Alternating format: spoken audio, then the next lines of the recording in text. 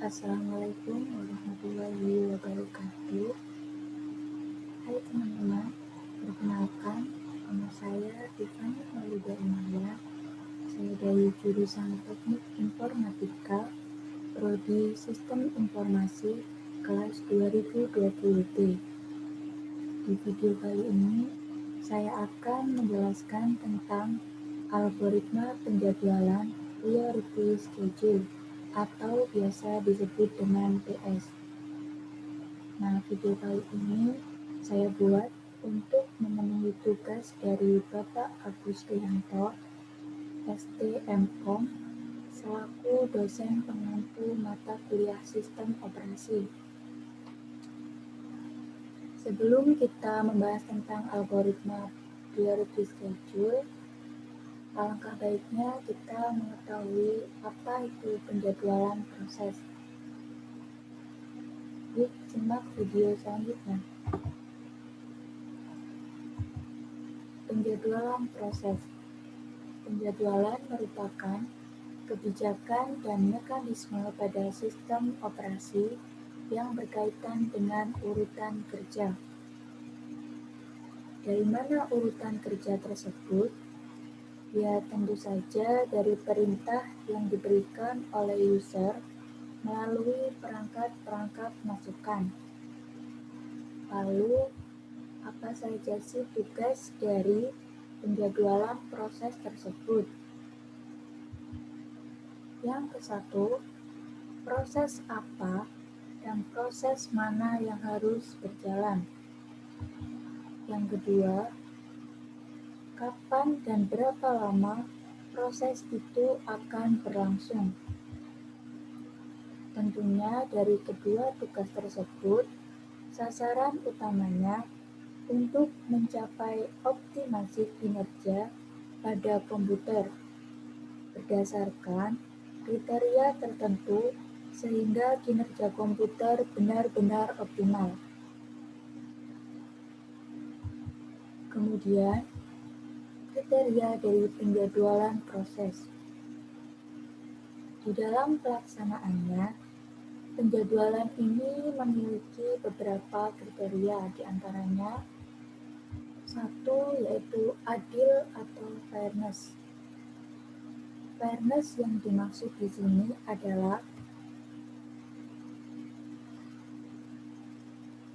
proses-proses yang masuk ke dalam penjadwalan nantinya harus diperlakukan secara sama.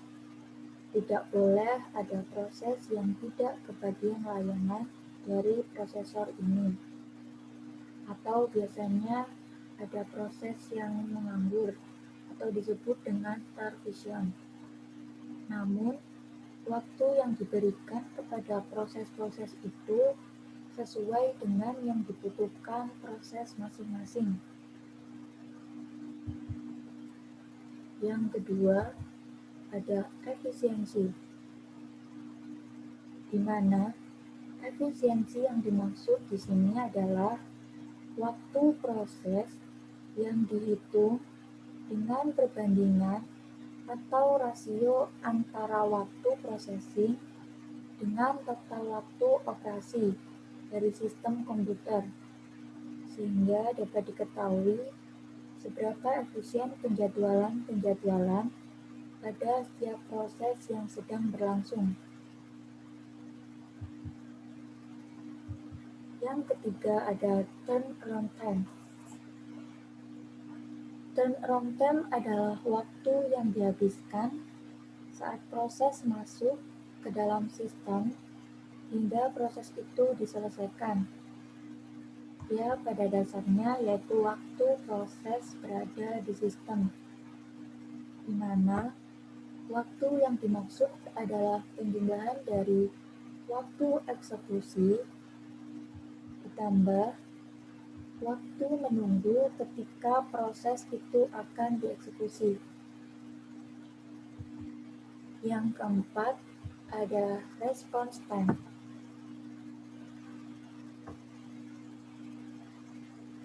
Response time adalah waktu yang dibutuhkan oleh prosesor untuk menanggapi proses-proses yang masuk dalam penjadwalan. Nah, di mana respon time ini terdapat dua sub kriteria di dalamnya. Yang ke satu ada sistem interaktif.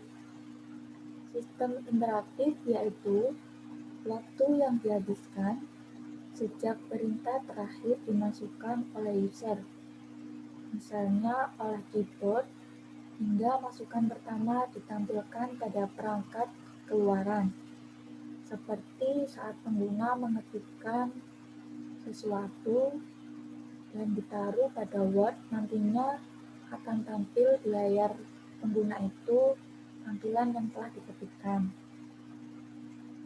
Nah, waktu di antara perintah terakhir yang diinputkan oleh pengguna pada keyboard dan tampil hasilnya di layar, itulah yang dimaksud dengan sistem interaktif.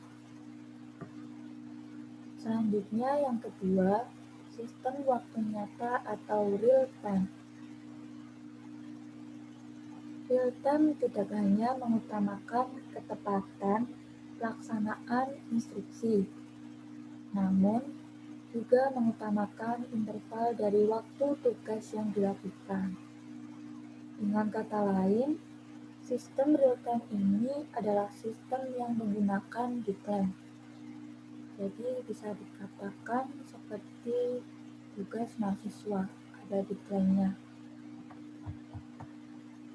Nah, yang terakhir atau yang kelima yaitu throughput.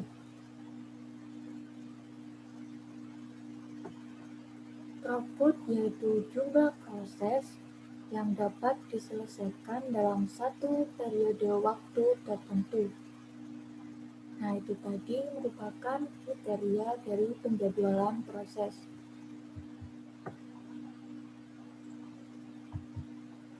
Selanjutnya yaitu algoritma penjadwalan proses.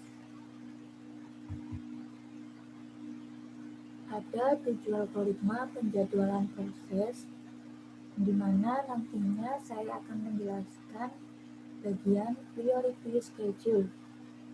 Nah, algoritma yang pertama ada FIFO atau FCFS, atau first in first out, atau first come first served. Yang kedua ada SJF atau short job first. Yang ketiga ada HRN atau Higgs ratio next. Yang keempat ada MFQ yaitu multiple feedback queue. Yang kelima ada RR atau round robin. Yang keenam ada SRF atau schedule remain first. Yang terakhir ada PS, priority schedule.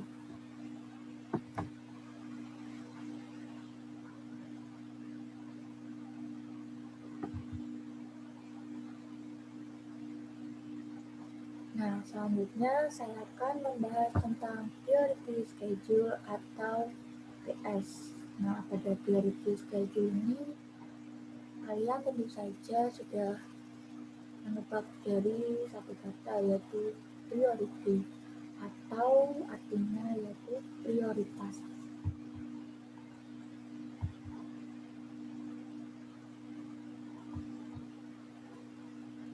Definisi dari priority schedule merupakan algoritma penjadwalan yang mendahulukan proses yang memiliki prioritas tertinggi. Setiap proses memiliki prioritasnya masing-masing. Adapun ciri-ciri dari priority schedule. Yang pertama, setiap proses memiliki prioritasnya masing-masing. Yang kedua, mendahulukan proses yang memiliki prioritas tertinggi. Yang ketiga, prioritas schedule dapat dijalankan secara preemptif maupun non-preemptif. Nah, apa sih preemptif dan non-preemptif itu nanti akan dijelaskan pada slide contoh.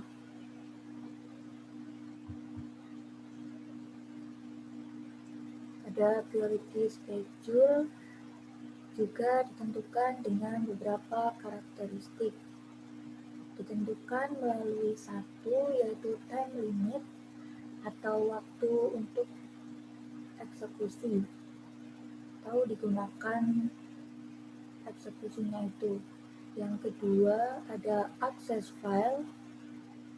Yang ketiga ada memory requirement. Yang keempat ada perbandingan antara input-output burst dan CPU burst. Yang kelima ada tingkat kepentingan proses.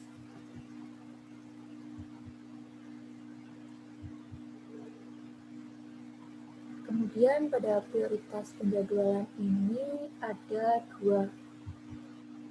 Yang pertama ada prioritas penjadwalan statis.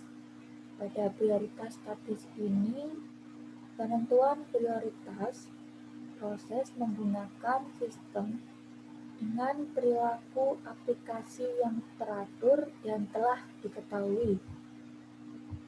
Maka dari itu, dari statis ini prioritas tidak berubah, mudah diimplementasikan dan tak tanggap terhadap lingkungan.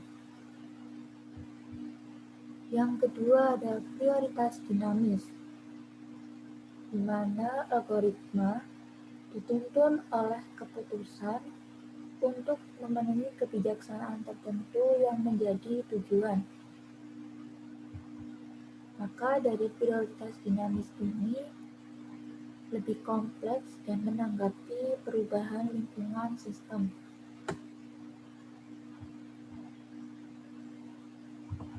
Oke, next di sini ada dua sifat dari priority schedule. Yang pertama adalah non-preemptive.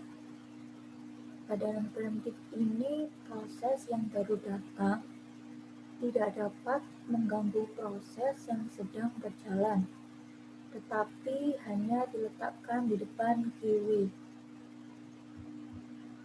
Nah, di sini saya akan memberi contoh perhitungannya.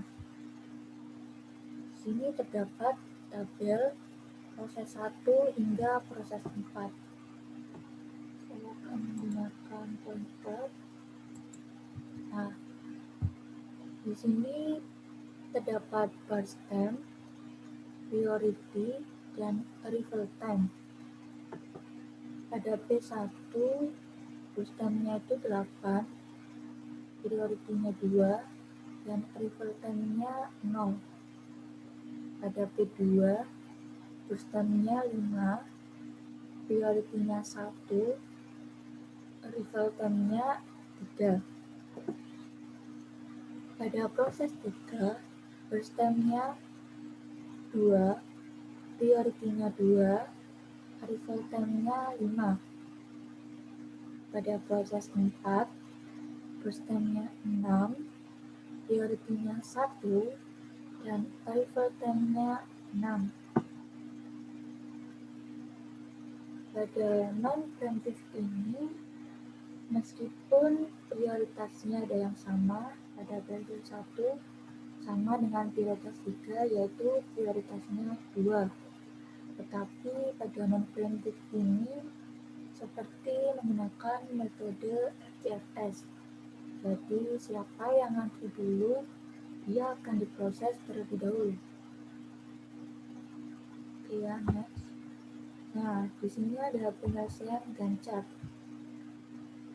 Maka P1 itu akan diproses terlebih dahulu karena di sini antriannya yaitu dia adalah pertama yaitu 0.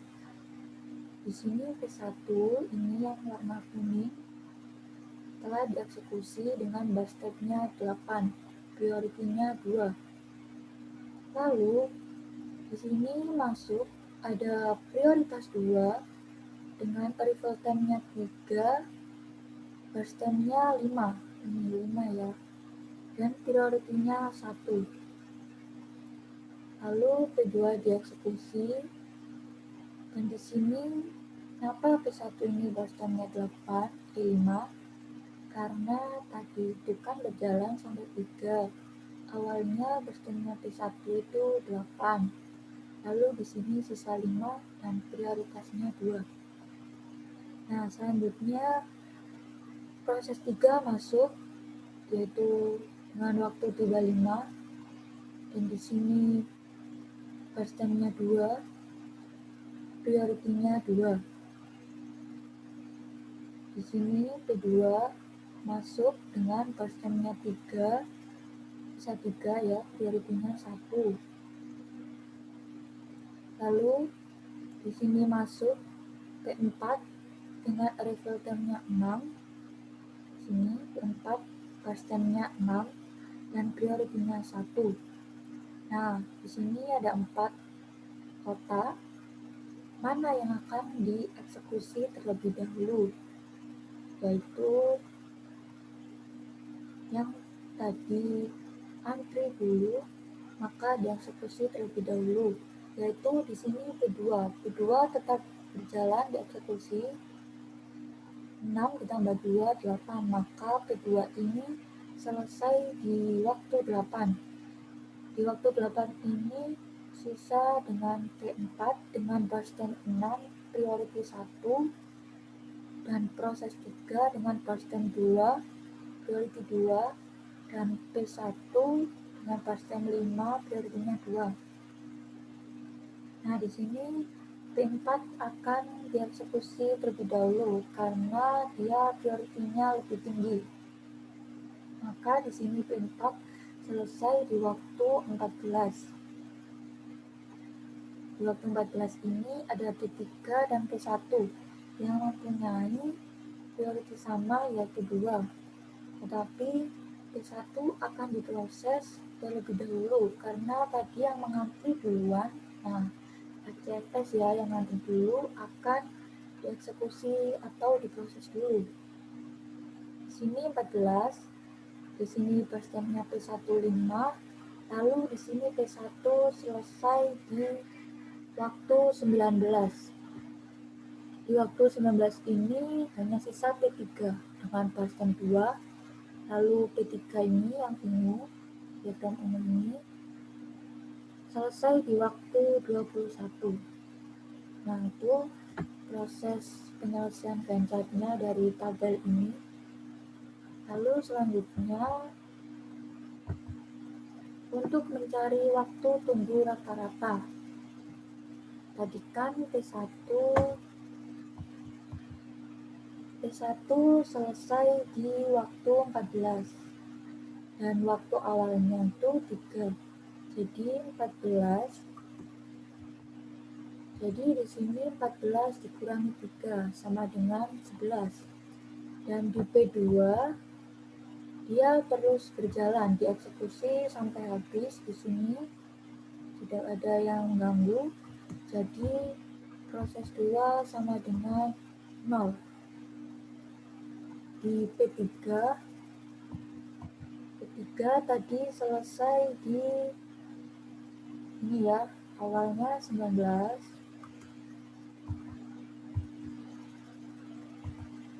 Nah, 19 dikurangi 5 sama dengan 14.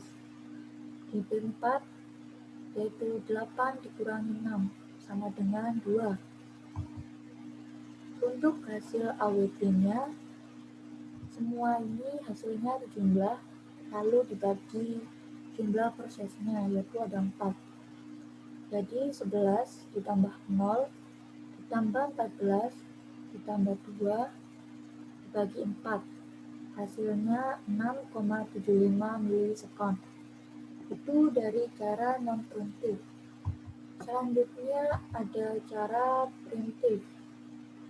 Nah, pada preemptive ini, jika ada suatu proses yang baru datang memiliki prioritas yang lebih tinggi daripada proses yang sedang dijalankan, maka proses yang sedang berjalan tersebut dihentikan, lalu CPU dialihkan untuk proses yang baru datang tersebut. Oke, lanjut, kita langsung ke contoh saja. Di sini tabelnya tetap seperti tadi ya, First time, priority, dan arrival time-nya tetap, dan prosesnya ada 4. Langsung penyelesaian conceptnya. Nah, pada preemptive ini tidak lagi menggunakan seperti yang awal tadi, yang adu dulu maka diproses dulu. Di sini kita melihat first time lalu priority-nya. Nah, pada proses pertama ini sama seperti yang non-preemptive tadi sampai waktu 6 menit tadi. Nah, pada ini kan T1 0 dengan baseline-nya 8, priority-nya 2, di sini masuk 3 dari proses 2, dan di sini masuk proses 3 dengan arrival time-nya 5. Sini yang terakhir arrival time-nya 6 pada P4. Nah, di sini kan sudah diketahui ada P4 dengan baseline 6, P3 dengan baseline 2, P2 dengan baseline 2, dan P1 dengan baseline 5. Dan prioritinya P4 sama dengan P2, yaitu 1 prioritinya. Dan di sini P3 dan P1 mempunyai prioritas sama, yaitu 2. Proses ini yang akan dieksekusi terlebih dahulu yaitu P3 karena dia burst time-nya lebih tinggi. Nah, lebih rendah yaitu P2 di sini akan di sini P2 yang akan dieksekusi terlebih dahulu karena dia memiliki burst time 2 dan priority 1. Nah, ini kan 6. Di sini P2 burst-time-nya 2 dan P2 selesai di 8 ya.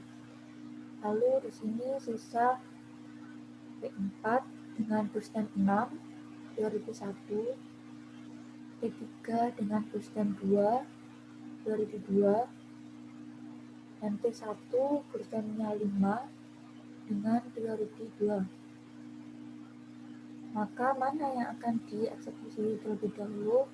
Yaitu P4 karena dia mempunyai priority 1 tinggi dan burst-time-nya 6. Lalu di sini 8 ditambah 6, P4 akan selesai eksekusi di waktu 14. Di sini hanya sisa P3 dan P1 mempunyai priority sama 2, tetapi burst-time-nya lebih tinggi P3. Maka di sini waktu yang dimulai di 14 dan di sini P3 burst-time-nya 2, maka P3 selesai eksekusi di waktu 16. Dan di sini yang terakhir adalah P1 dengan burst-time-nya 5 dan priority-nya 2. Maka 16 ditambah 5 yaitu 21. Yang kuning ini P1 telah selesai dieksekusi. Kalau yang proses awal tadi kan P3 yang selesai dieksekusi di sini terakhir. Pada preemptive ini berbeda, yaitu P1 yang terakhir dieksekusi karena dia burst-time-nya lebih rendah. Oke, next. Untuk mencari waktu tunggu rata-rata, maka ketikkan P1. Nah, P1 ini dia di awal eksekusinya 16. Di sini 3. Maka 16 dikurangi 3 yaitu 12. 13 ya. Maaf. Di P2 ini langsung selesai ya eksekusinya di sini. Ini pada waktu ini ya, P2 langsung selesai. Jadi P2 sama dengan 0. Pada P3 hasilnya 11. Kok bisa 11? Karena di sini P3 selesai 14. Di sini awalnya 5. Jadi 14. Oke. Iya.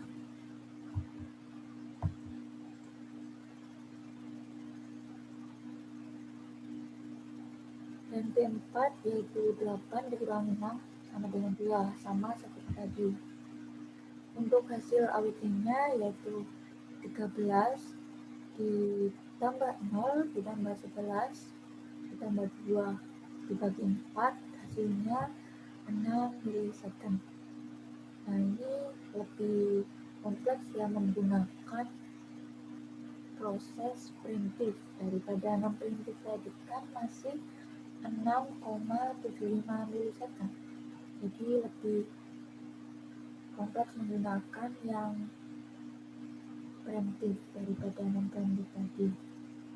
Oke, itu contoh tabel dan penyelesaian konsepnya, juga cara menghitung AWT-nya. Saya ganti pembukaannya. Oke, next.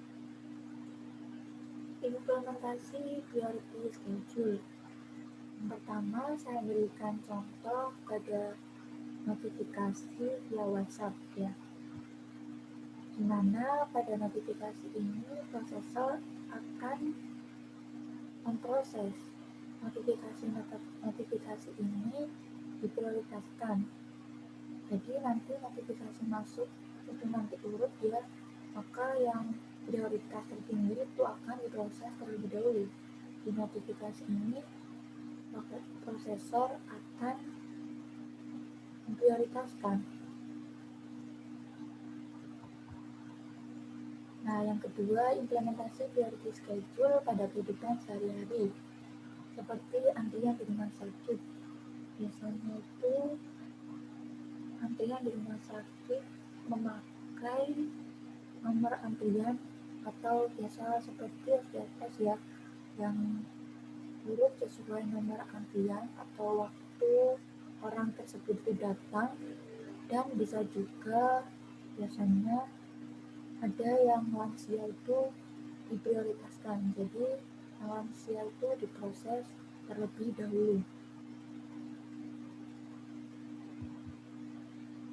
Next, ada contoh yang terakhir yaitu notifikasi panggilan. Nah, pada notifikasi panggilan ini misalnya ini ada 2 panggilan ya. Nanti panggilan yang urgent atau yang penting itu pengguna biasanya memprioritaskan dulu mana yang akan diangkat terlebih dahulu. Baik, itu saja ya, contoh-contohnya hanya ada 3, dan yang selanjutnya ada kelebihan dan kelemahan dari priority schedule. Kelebihan dari priority schedule biasanya memenuhi kebijaksanaan yang ingin mencapai maksimalisasi kriteria yang diterapkan. Adapun kelemahan dari priority schedule adalah terjadinya infinite blocking atau starvation, yaitu suatu proses dengan prioritas rendah memiliki kemungkinan tidak pernah dieksekusi jika terdapat proses lain yang memiliki prioritas lebih tinggi. Nah, pada kelemahan itu tentu saja ada solusinya, yaitu jika terjadinya starvation ini, solusinya adalah egging, yaitu meningkatkan prioritas dari setiap proses yang menunggu dalam queue secara bertahap. Baik, itu saja yang bisa saya jelaskan pada video kali ini tentang algoritma priority schedule. Jangan lupa like, komen, share, dan subscribe video ini ya. Semoga bermanfaat untuk yang menonton. Dan apabila ada salah kata, saya mohon maaf. Terima kasih. Wassalamualaikum warahmatullahi wabarakatuh.